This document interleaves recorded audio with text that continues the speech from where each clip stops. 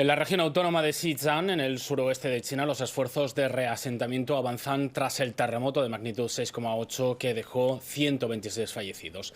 Hasta el momento se han construido más de 100 refugios temporales para alojar a 500 personas en dos aldeas del distrito de Tingri, en Xigaze, ciudad donde se localizó el epicentro del seísmo. Las autoridades tienen previsto establecer más de 1000 viviendas temporales adicionales para los afectados por el terremoto. Los servicios de agua y correos se han restablecido en gran parte de las zonas afectadas.